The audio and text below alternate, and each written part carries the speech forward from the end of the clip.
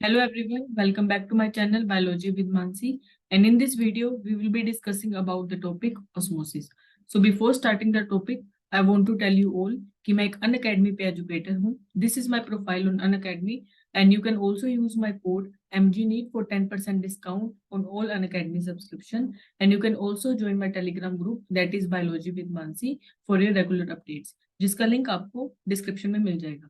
So let's start our topic osmosis. तो osmosis start करने से पहले हम पढ़ते हैं कि solvent and solute क्या होता है. Solvent, the component that dissolves the other component is called as solvent. Solvent एक ऐसा component है जो कि दूसरे component को dissolve करता है. अभी हम बात करेंगे इस दूसरे component के बारे में. तो solvent एक ऐसा component है जो दूसरे component को dissolve करता है. Next is solute. सोल्यूट भी एक ऐसा कंपोनेंट है जो कि सोलवेंट के अंदर डिसोल्व होता है. तो इस अदर कंपोनेंट क्या है? ये other component this is solute. तो सोलवेंट क्या करता है? हमारा दूसरे कंपोनेंट को डिसोल्व करता है. और सोल्यूट वो होता है, वो ऐसा कंपोनेंट होता है जो कि सोलवेंट में डिसोल्व होता है. In general the solvent is present in higher proportion than solute. जो सोलवेंट की कंसेंट्रेशन होती है वो ज्यादा होती है एज कंपेयर टू सोल्यूट.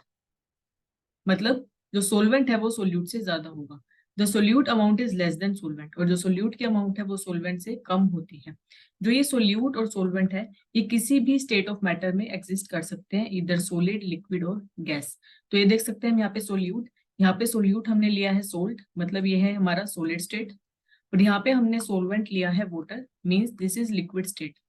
और जब हम इन दोनों को एक साथ मिलाएंगे तो हमारे पास फॉर्मेशन होगी सॉल्यूशन की, जिसके अंदर सोल्ट एंड वाटर का एक सॉल्यूशन बन जाएगा. So here solute is salt that is solid and solvent is water means liquid.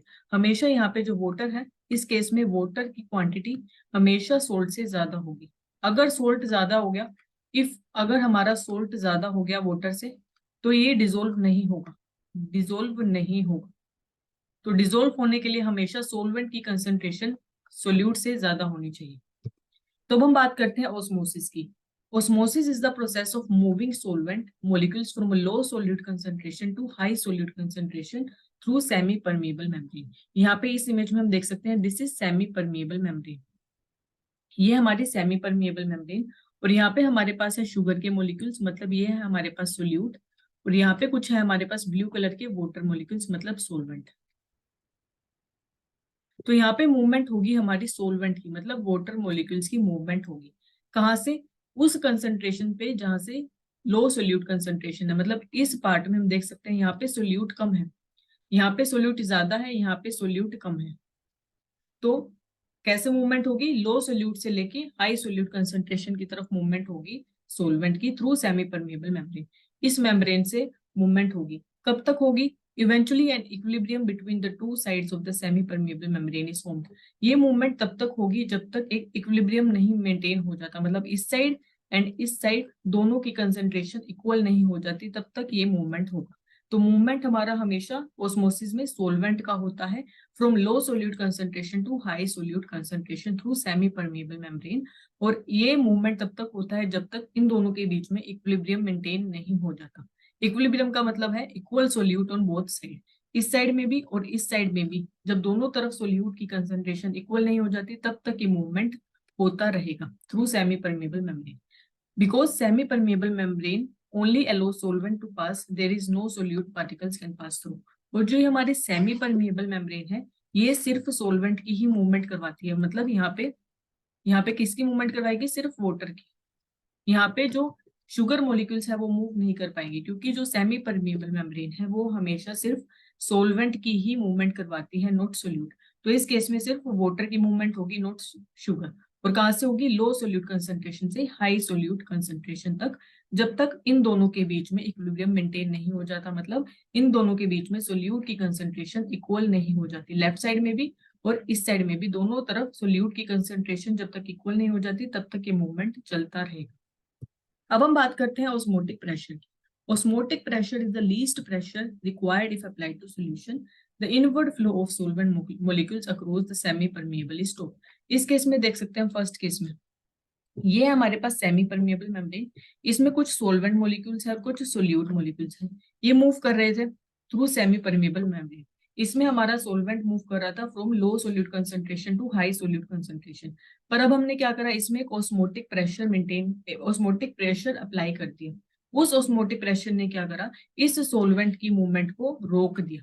So osmotic pressure एक ऐसा प्रेशर है जो कि जब हम अप्लाई करते हैं तो जो हमारा सोलवेंट की मूवमेंट है वो रुक जाती है।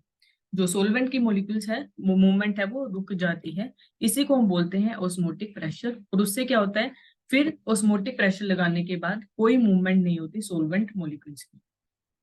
तो इस ऑस्मोटिक प्रेशर को हम कैलकुलेट कर सकते हैं बाय दिस फॉर्मूला MRT। यहाँ पे हमारे पास M है मोलर कंसंट्रेशन ऑफ सोल्यूट, जो सोल्यूट है उसकी मोलर कंसंट्रेशन इज M।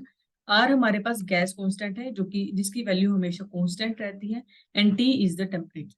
तो this is the formula to calculate osmotic pressure. अब हम बात करते हैं रिवर्स ऑस्मोसिस की। When a pressure greater than osmotic pressure is applied to the solution side, the solvent particles on the solution side moves through semi-permeable membrane to area with low solute concentration. Osmotic pressure हमें पता है वो pressure जिससे solvent की movement रुक जाती है। जब हम इस प्रेशर से भी ज्यादा प्रेशर अप्लाई कर दें तो उससे क्या होगा, जो सोलवेंट पार्टिकल्स है सोल्यूशन वाली साइड पे वो वापस से लो सोल्यूट कंसंट्रेशन की तरफ मूव करने लगेंगे। इस केस में देख सकते हैं हम, यहाँ पे हमने सिंपल ऑस्मोटिक प्रेशर लगाया जिससे क्या हुआ, जो वाटर मॉलिक्यूल्स थे जो सोलवेंट थे वो मूव करके यहाँ से निकल रहे हैं। पर अब हमने क्या करा, ऑस्मोटिक प्रेशर से भी ज्यादा जो प्रेशर है वो अप्लाई कर दिया, जिससे क्या हुआ, जो सोलवेंट पार्टिकल्स है वो वापस से लो सोल्यूट कंसंट्रेशन की तरफ मूव करने लगे।